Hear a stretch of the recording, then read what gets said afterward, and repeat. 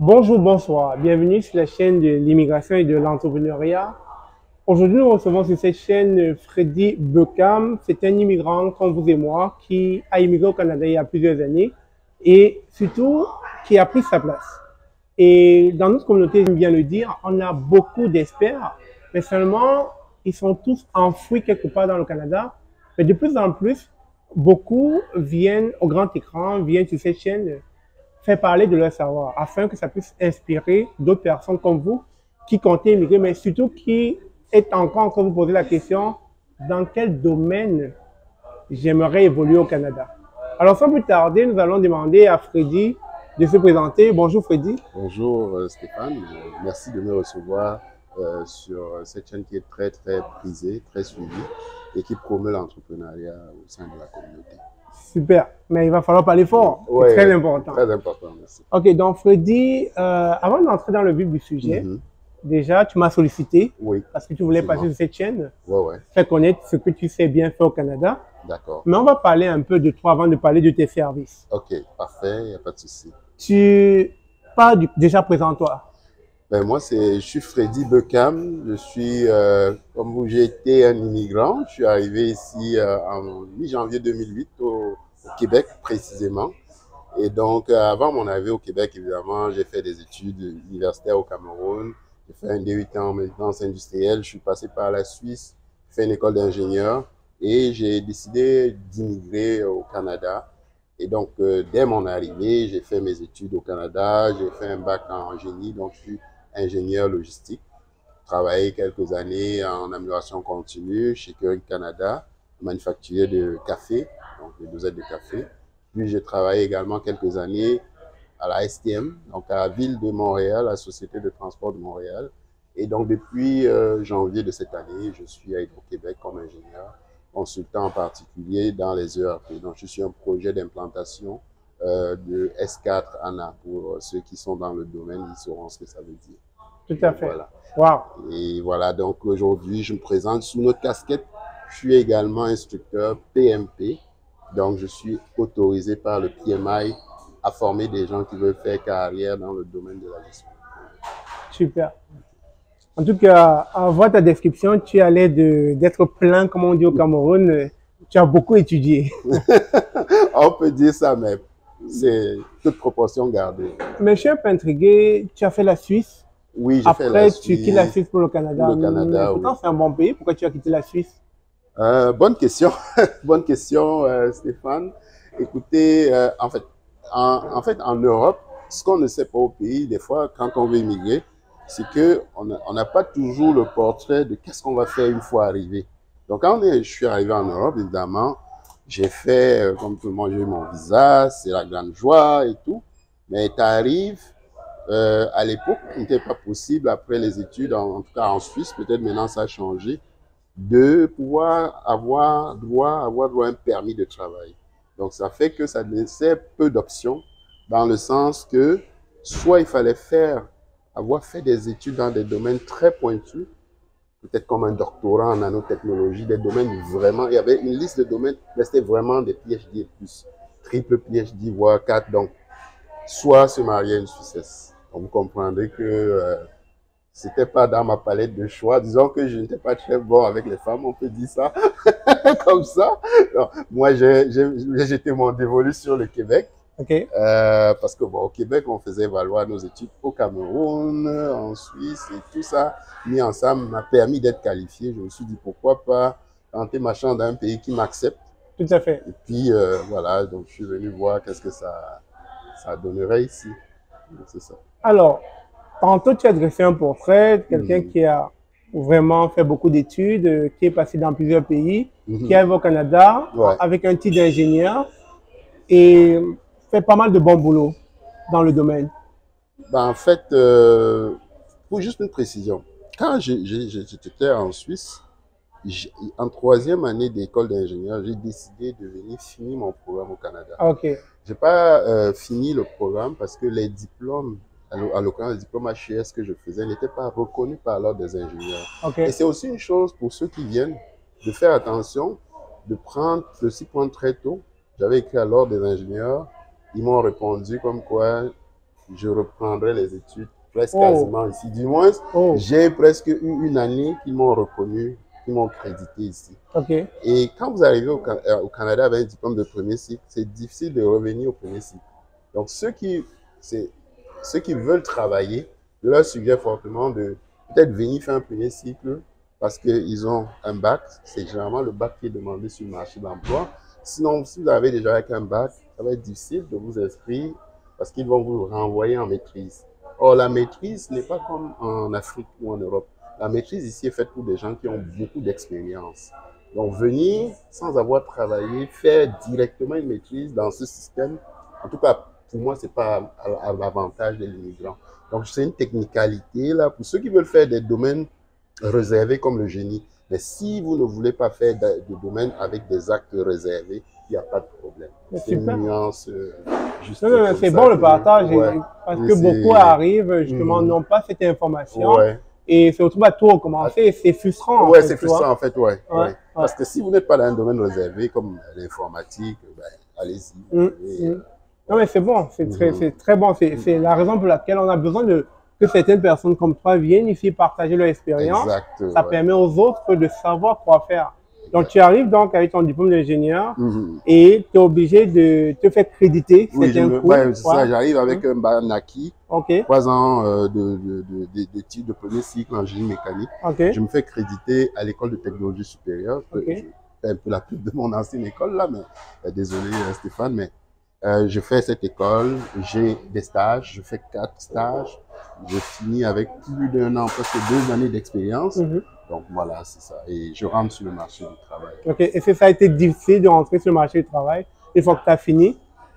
Oui, et je dirais non. Oui, parce que j'ai eu à... Et puis c'est justement pourquoi je me présente aussi sous la casquette un peu de formateur et tout ça. C'est un retour d'expérience sur un peu tout mon parcours. L'erreur qu'on fait, et ça c'est peut-être ce que moi également j'ai fait, c'est que quand on est à l'école, bon, je comprends qu'on arrive ici avec la femme, les enfants, on a envoyé des Western Union, en guillemets, au pays. Moi, j'ai fait ça presque 5 ans en Europe. Il ne faut pas faire cette erreur. Il faut développer votre réseau à l'école, nouer des contacts, faire les clubs étudiants, avoir un réseau de sorte que dès que vous avez le bac, c'est ce réseau qui vous copte vers l'emploi. Moi, je travaillais beaucoup, je faisais beaucoup d'heures, petits boulots, parce que le prêt et bourse n'est pas suffisant. Soit vous vous endettez carrément. Vous dites, moi là, je m'endette. Hein, le prêt et bourse du gouvernement ne me suffit pas. Je m'en vais dans une banque, je prends de l'argent et je ne travaille pas. Je fais ça vite et je passe à autre chose. Là, ça vous donne le temps de réseauter. Tout à fait. Soit si vous vous accrochez à des boulots à côté, ça peut étirer la durée des études. Ça fait que vous n'avez pas un réseau très dense. Et moi, oui, à la fin, j'avais pas de contrat. J'avais pas de contrat, donc j'ai dû faire une recherche, on va dire, standard. J'ai mis 6 mois à trouver mon premier boulot. C'est sûr qu'attendez-vous en moyenne 6 mois. Wow. Et après le premier boulot, et c'est tout ce retour d'expérience que je vais vivre, c'est que ça n'a pas bien fonctionné. Je me suis remis et après le premier boulot, la leçon que j'ai comprise du système, c'est qu'il faut se faire coacher si possible. Quand immigrant, là, idéalement même encore par quelqu'un qui vous ressemble ou qui comprend vos réalités parce que vous arrivez dans un environnement où vous n'êtes peut-être peu ou pas accepté. Oui, vous êtes québécois, canadien, c'est beau, c'est vrai, mais on est dans la réalité, c'est qu'on fait face à des réalités en entreprise. Tout à fait. Le fait d'avoir des mentors, des coachs, ça va vous éviter un certain nombre de soucis. Je n'entrerai pas dans tous les détails, mais ça peut vous faire éviter un certain nombre de choses.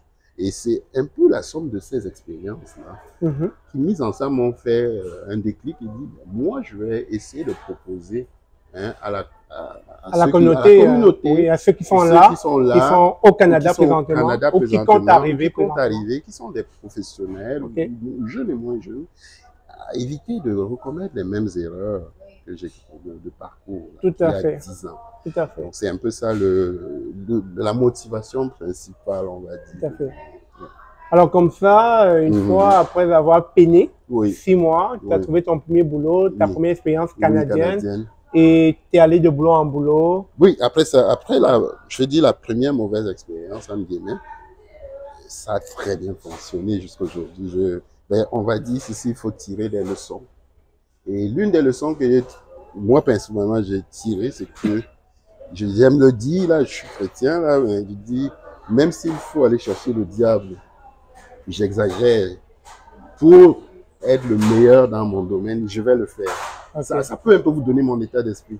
À compter de ce jour, il y a une transformation qui a fait que j'ai dit plus jamais ça. Donc, c'est donc comme ça que de fil en aiguille, j'ai pris un virage, on va dire, à 360 degrés, qui m'a mené dans mes divers parcours. Alors, je vais taire le nom de la compagnie pour laquelle il travaille, mais c'est une compagnie très connue et très demandée au Canada. C'est une compagnie qui fait dans l'électricité. C'est juste voilà, un soupçon de réponse. Et il est ingénieur, il travaille bien là-bas. En tout cas, il est très bien payé. Mais aujourd'hui, c'est pas de ça qu'il s'agit. Il s'agit pas forcément de parler de son emploi. Il s'agit d'un retour d'expérience et de ce qu'il a mis sur pied pour pouvoir aider d'autres immigrants qui sont actuellement au Canada ou bien qui comptent arriver, mais surtout à se démarquer dans cette société parce que lui, il est passé par là et aujourd'hui, il veut juste partager cette expérience-là. Et donc, aujourd'hui, Freddy a créé une entreprise qui s'appelle Faficon Challenge Pro Conseil. Ouais, Challenge Pro Conseil. Alors, c'est quoi Faficon Challenge Pro Conseil? En fait, Favicon, c'est juste le Favicon, c'est le logo, mais le nom, c'est Challenge Pro Conseil. Challenge, vous voyez derrière, il y a un challenge. Il y a un challenge pour des professionnels en besoin de conseils. C'est un peu l'histoire derrière. Donc, je me suis dit, comme je disais tantôt, le retour d'expérience, amener les gens à accélérer, à être un accélérateur de carrière. Et l'une des choses en particulier que j'ai remarqué qui a fait la différence dans ma carrière, ce sont les certifications professionnelles. On est en Amérique du Nord, oui, chacun va avoir un bac, une maîtrise, c'est bien beau. Mais quand vous êtes 100 pour un poste à avoir le bac, ben, il faut un élément de différenciateur, quelque chose qui vous mette au-dessus de la pile. Et je me suis donc je me suis mis à me spécialiser en fonction de mes divers types de boulot. En fonction de ce que je faisais, j'allais m'assurer d'être le meilleur, d'aller chercher les meilleures formations. Et en particulier en Amérique du Nord, c'est très valorisé les certifications. Et parmi ces certifications, l'une des plus, je pense, les plus cotées sur le marché, c'est le PMP. Donc, PMP, c'est gestionnaire de projet professionnel, professionnel en gestion de projet. C'est une certification en gestion de projet que j'ai faite, qui m'a propulsé dans ma carrière. Et aujourd'hui, je suis instructeur autorisé par le PMI, qui est l'organisme qui décerne, là, qui accrédite et qui décerne ces certifications, justement pour former d'autres. Donc, je l'ai remarqué sur ma carrière parce que non seulement ça m'a permis de faire le move dans ma compagnie actuelle et d'être très confortable dans la plupart des projets que je gérais, c'est également un accélérateur, non seulement de carrière, mais c'est également un accélérateur de salaire. Parce que ceux qui sont certifiés ils gagnent statistiquement, on dit en moyenne 20% de plus que ceux qui ne le sont pas. Tout à fait. Ça vous met en confiance, ça vous permet d'être à jour également. Dans un domaine, il faut tout le temps être en formation. Donc, le fait d'être à jour dans votre domaine de compétences également, c'est une preuve de crédibilité. Donc, quelqu'un qui est au pays, qui pourrait prendre peut-être de la formation avec moi, par exemple, avant d'arriver au Canada, il serait capable d'arriver immédiatement d'être opérationnel. Parce que on croit souvent qu'il faut aller tous aux études. Ce n'est pas nécessairement vrai. On peut arriver avec une bonne expérience du pays, avec une bonne certification internationale et immédiatement trouver un emploi. Et même éviter de s'endetter. Parce que moi, j'ai à peu près 30 000 $ de dette et j'ai fini mon bac. Mais qu'on rembourse souvent sur plusieurs années. Plusieurs années, effectivement. Mais vous pouvez par exemple vous faire certifier, trouver un emploi et après l'employeur vous paye les études. Vous voyez un peu, c'est autant de choses qu'au début, on ne sait toujours pas et qu'on apprend un peu par essai. Voilà. Freddy, ce que je comprends, donc, par les services que tu offres plus de services dans le sens d'aider des personnes dans la gestion de projets. Oui. Donc, les certifications PMP. PMP, mais il y a également le CAPM pour les juniors, des gens qui arrivent. Concrètement, c'est quoi la définition PMP? Gestionnaire de projet professionnel, Ok, c'est un titre qui est décerné vraiment par le TMI, le Project Management Institute, c'est basé aux États-Unis. ok, C'est vraiment quelqu'un qui a passé l'examen de 4 heures avec presque 200 questions ok, et qui a obtenu la moyenne de passage ok, et qui se voit décerner un titre qui doit être maintenu parce que, comme je disais, il faut renouveler, il faut se former tout le temps, ok, mais qui doit être maintenu et qui peut travailler, on va dire, peu importe son pays, hein, peu importe le pays dans le monde, parce qu'elle est reconnue dans le monde. Donc, il peut travailler en gestion de projet, qu'il soit, du Cameroun pour le Canada, du Canada pour, je sais pas, les États-Unis. Donc, mais il y a également le CAPM, qui est le petit frère, on va dire, du PMP, ok, qui permet également pour des gens qui n'ont pas 3 ans d'expérience. Parce que pour être PMP, il faut avoir 3 ans d'expérience minimum, avoir au moins, on va dire, un secondaire 5 là, ou un bac. Donc, si tu as un secondaire 5, tu as plus d'années d'expérience qui sont demandées. Si tu as ok, un bac, un diplôme, une licence au pays, équivalent licence et diplôme d'ingénieur, il faut seulement 3 ans. ok, Donc, avec ça, tu te qualifies et après, ben, tu peux aller passer un examen. Donc, j'accompagne pour la formation de préparation, j'accompagne pour le dépôt de la candidature, j'accompagne également en prime 4 mois si sur demande, si quelqu'un a son certificat et qu'il veut du coaching, donc je fais un suivi pour aider la personne éventuellement à se placer dans le domaine de la gestion de projet. Mais ça, c'est un package que j'offre. Pourquoi? Parce que je ne crois pas de former quelqu'un et l'abandonner, c'est pas ma philosophie. ok, C'est un accompagnement, une transition vraiment, on appelle ça une reconversion, par exemple, professionnelle. C'est ça. super. Et le sigle CAPM veut dire, Certifié assistant en français, on dit ouais, certified associate en project management, ok, mais on dit associé peut-être en gestion de projet. super, C'est comme petit PMP, ok, pas besoin d'expérience. Généralement, c'est bon pour des gens qui ont fini les études et qui n'ont pas assez d'expérience, mais qui veulent se commettre, qui veulent prouver qu'ils ont l'intention de faire carrière dans le domaine. mhm, Alors, ils vont aller chercher ça, ça met les emplois en confiance. Ça dit, ah, il s'est commis à faire carrière. Généralement, ils vont occuper des postes d'entrée. Ils vont être contrôleurs de projet, voilà, coordinateur de projet. ok, On va leur donner des petits projets, des plus petits projets à gérer. Et au fur et à mesure, ils vont prendre de l'assurance. Ils pourront, après leurs 3 années, aller vers un titre de PMP qui est un peu plus considéré comme un titre senior, en fait. Dans le fond. super. Bon. Alors, pour ceux qui ne le savent pas, en Amérique du Nord, très souvent, les entreprises sont calquées dans ce qu'ils appellent les certifications. Vous allez voir que c'est dans tous les domaines. Dans tous les domaines. Dans le domaine de gestionnaire de projet, on parle de PMP, CAPM. CAPM, Dans le domaine de la comptabilité, on parle de CPA. CPA, ouais. Et dans le domaine des TI, il y en a plusieurs. Il y a Microsoft, il y a Cisco, etc. Si vous faites du réseau, ouais. voilà, si c'est l'administrateur des bases de données, c'est Oracle, etc. Donc, vous voyez que les certifications sont très prisées en Amérique du Nord. Et donc, dans cet élan, Freddy voudrait bien aider des jeunes ou bien des personnes qui sont ici et qui voudraient avoir des certifications en PMP très demandées dans le marché du travail.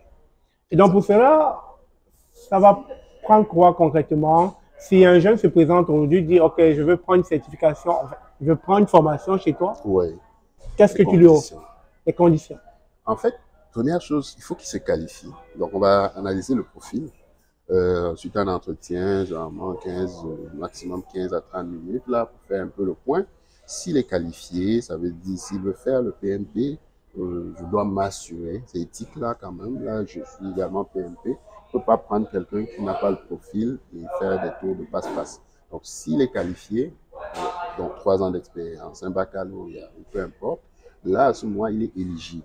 Et là, on va s'inscrire à la formation, 35 heures, étant donné que je suis instructeur autorisé. Donc, il va avoir 6 semaines de formation. En passant, ce n'est pas nécessairement pour les moins jeunes. Quelqu'un qui a 3 ans d'expérience, 5 ans d'expérience, moi j'ai des gens qui ont 5 ans, 7 ans, peut faire son PMP aussi. Donc, c'est un peu...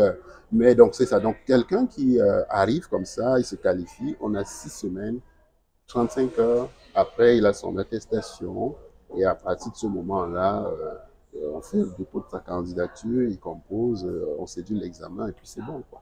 Ça, c'est pour le PMP. S'il fait le CAPM, c'est moins contraignant dans le sens qu'il faut juste prouver qu'il a 23 heures de formation en gestion de projet. Donc, je peux lui donner ces 23 heures. On va aller sur demande, c'est un peu plus flexible. Le PMP, c'est des cohortes à des dates fixes. Comme là, dès le 29 octobre, on a une cohorte, la 3e cohorte qui commence. Mais le CAPM, pour le moment, je le fais sur demande. Donc, on va s'arranger pour qu'il ait ses 23 heures, faire le dépôt de la candidature. Et puis, il peut également passer. Donc, en passant, si pour le CAPM, il a déjà une formation en gestion de projet, ça peut être juste du coaching en one-on-one. On peut s'arranger. Mais pour le PMP, c'est les 35 heures. Pourquoi? Parce que le matériel de cours, il vient du PMI. Donc, il est mis à jour régulièrement. Et pour m'assurer que l'examen, là, on est toujours dans les dernières versions, je préfère qu'il fasse la formation de 35 heures pleine, même s'il a déjà une formation en gestion de projet. Parce qu'avoir suivi un cours il y a 10 ans en gestion de projet, ou il y a 5 ans, ne veut pas dire qu'il est au bout du jour pour l'examen. Tout à fait, tout à fait. Donc, c'est ça un peu la nuance que je vois. Surtout qu'avec la veille technologie, les choses évoluent tellement vite. Les choses évoluent, les méthodes agiles sont rentrées, les méthodes waterfall, c'est un peu plus technique, mais c'est un mix aujourd'hui des deux. Le PMP, nouveau format, 50% d'agile, 50% de waterfall. Donc, quelqu'un qui n'a que fait un cours avec les méthodes traditionnelles, il va aller se casser les dents presque. Donc, je te vois sourire, mais je pense que tu en sais quelque chose. Oui, tout à fait, tout à fait. Donc, c'est ça. Alors, merci déjà pour les critères de la formation. Et si des gens manquent de temps, si des gens veulent le faire, cette formation, mais manquent de temps, c'est juste qu'en Amérique du Nord, on est tout le temps occupé. Qu'est-ce que tu peux leur donner comme conseil? Écoutez, je dis toujours, j'aime dire aux gens, j'ai vu des gens qui l'ont fait, abandonner, on ne peut pas vouloir aller au paradis sans mourir. Ah, c'est un peu la réponse. Mais je suis conscient de ça. C'est d'ailleurs pour ça que je suis conscient d'ailleurs que les gens ne veulent pas nécessairement sacrifier leurs vacances pour le faire, c'est-à-dire prendre des jours de vacances pour le faire. Les gens en semaine le soir sont souvent fatigués. La fin de semaine, c'est pour ça que je l'ai découpé un samedi, dimanche, 3 heures, samedi, 3 heures, dimanche. Généralement avant 13 heures, pour permettre aux gens d'avoir leur après-midi. Ça permet de dire, j'arrive à faire, là c'est une façon, là, il n'y a pas que cette approche, mais pour le moment c'est ça, c'est sur 6 heures, 3 heures le samedi, 3 heures dimanche. Ils ont une semaine pour s'étendre sur le matériel, rentrer en profondeur dans ce qu'on a vu, parce que il y a des modèles où on vous prend, on vous met dans une salle, on vous excusez-moi, le 35 jours, on vous ressort de là, et puis il y a des gens qui viennent me voir, mais Freddy, j'ai fait le cours, mais j'ai tout oublié. Mais oui, c'est normal, tu as tout oublié. Donc moi, je l'étale sur 6 semaines pour m'assurer d'ancrer les concepts par la pratique. Parce qu'il y a beaucoup de pratiques avec moi, conscient de l'examen, de ce qu'il représente. Là. Et il faut vraiment, c'est pas un examen à prendre à la légère. Le CAPM est un peu plus, en guillemets, relativement prenable. Plus souple. Oui, mais le PMP, il faut vraiment être prêt. Donc, il faut avoir il faut avoir ce week-end, à minima. Il faut également réserver au minimum 5 à 7 heures de travail personnel entre les deux. Mais ça se fait à la guise du cadre. Donc, le candidat s'organise dans la semaine. Donc voilà, j'essaie d'être flexible au maximum. Tout à fait. Il y a un prix à payer. Alors, bien sûr, dans toute chose, les amis, il faut vraiment se donner à fond si on veut réussir. Donc, il y a des sacrifices à faire. Alors, ta formation, elle est en présentiel ou en ligne? Alors, pour ce qui est de ma formation, pour le moment, elle se donne exclusivement en synchrone, en ligne, mais ce n'est pas un cours enregistré. Donc, c'est vraiment face-to-face. Pourquoi? Parce que je crois à cette approche. Donc, ça me permet aussi de rejoindre plusieurs personnes sur plusieurs continents. Donc, je forme en France, en tout cas en Europe, en Afrique et en Amérique du Nord. Dans la cohorte aujourd'hui, j'ai des gens sur tous les continents. Donc, c'est la beauté. Parce que je crois également qu'il y a un nombre de voies comme immigrants, de transfert, entre guillemets, peut-être vers les nôtres. Donc, c'est une façon évidemment de redonner un peu aussi, on va dire, au continent qui m'a formé. Donc, je laisse ouvert à tout le monde. Donc, je crois que la méthode synchrone distancielle, c'est le meilleur des deux mondes, entre le e-learning, le full e-learning et le présentiel. Voilà. Mais une question qui fâche. Oui. Une question que beaucoup d'internautes veulent savoir. Ta formation coûte combien? Ah, ça, je savais qu'on allait arriver à ça à un moment donné.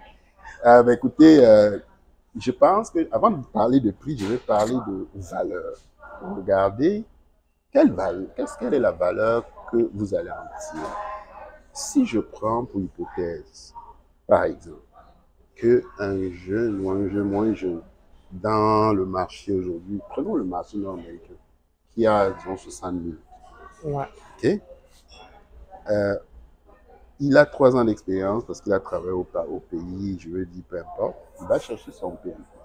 Il va, à minima, il pourrait avoir, ça c'est mes estimations, hein, c'est des hypothèses, donc ça peut, donc il pourrait avoir à minima un 20% en moyenne d'augmentation salariale. Supposons qu'on fasse ce calcul. Vous voyez que 20% de 60 000, ça fait 12 000. Donc on part de 60 à 72 000. Oui. Donc il a un différentiel de 12 000. Il peut aller jusqu'à 75 000. Parce que je sais que des PMP peuvent aller jusqu'à 100 000, jusqu'à 100 000, dépendamment de l'expérience, bien entendu. Tout à fait. Mais supposons qu'il aille chercher 15 000. Hein, mettons. Moi, la formation lui coûte 1 500 $ canadiens. Donc, il a fait 10 fois la mise de fonds. On va dire comme ça. Il a fait 10 fois sa mise de fonds après avoir obtenu son PMP. Donc, vous voyez que c'est récurrent. Et au-delà de l'aspect salarial, donc c'est 1 500 pour être précis, pour le PMP, toute taxe comprise. Et ça inclut quoi? Ça inclut les 35 heures de cours, ça inclut l'accompagnement pour le dépôt du dossier, c'est un package. Ça inclut également un accompagnement, je dis bien sur demande, parce que c'est pas tout le monde. La plupart travaillent déjà énormément, ceux qui font ce type de certification, mais si quelqu'un a de la difficulté, je pourrais le suivre pendant un certain temps. Ben, ça peut aller jusqu'à des échanges sur le plan de carrière, considérant mon parcours. Et donc, ça peut aller sur...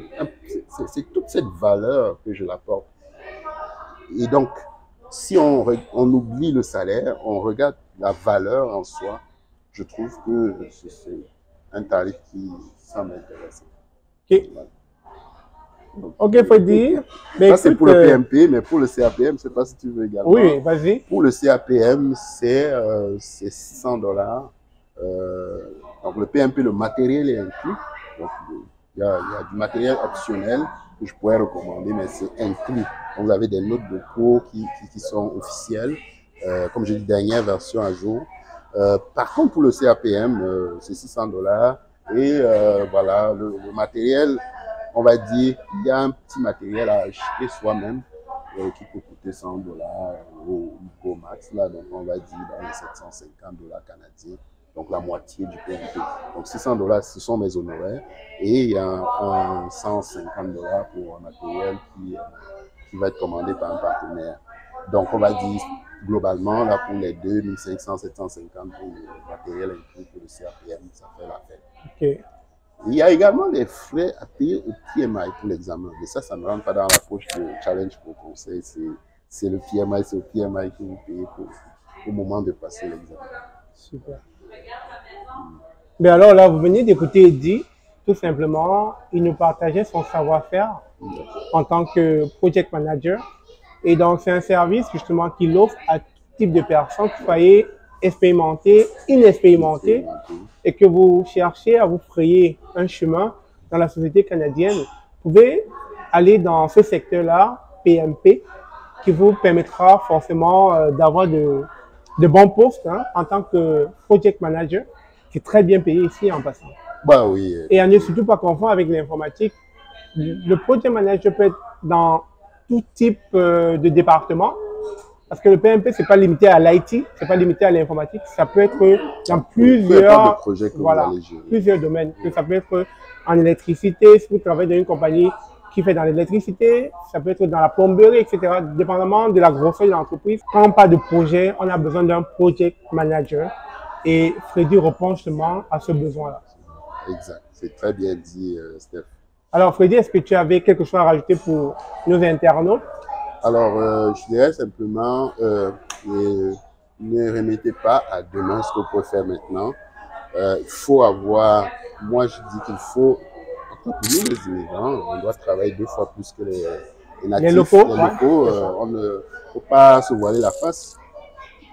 Donnez-vous toutes les chances d'avoir le ciel au-dessus de la pile le moment venu. Oui, il y a le racisme, oui, il y a ci, oui, il y a ça, mais moi, j'ai changé de paradigme. Ça m'a pris du temps, évidemment, mais à un moment donné, si vous mettez toutes les chances de votre côté, on ne regardera plus la couleur. La preuve, dans le dernier emploi que j'ai, pas pour me vanter, mon employeur, après un mois, il m'a demandé de trouver 3 personnes comme lui. Je dis, mais là, je ne vais pas créer quelqu'un, il faut que je me retourne dans mon réseau. Et j'ai créé une communauté, justement. J'ai une communauté que j'ai créée sur Facebook, LinkedIn, TikTok, tous les réseaux. Je mettrai peut-être, avec ta permission, le lien de quelques-uns, mon site web. Tout à fait. La communauté, donc, fédère autour d'elle des professionnels engagés dans cette dynamique. On se partage des offres d'emploi, on réseau. Le but, c'est de se créer un réseau fort. Si aujourd'hui on est faible, entre guillemets, c'est parce que chacun évolue avant de se placer. Donc c'est l'occasion, Edouane, avec des gens comme toi, de fédérer, de nous fédérer, de créer un réseau fort, de pouvoir savoir qu'à tel endroit, j'ai telle ressource. Et je te remercie, Stéphane, pour cette initiative. On va donner la chance de parler à cette audience. Ensemble, on peut faire beaucoup de choses, mais seul, évidemment, comme on le dit, hein, c'est plus difficile.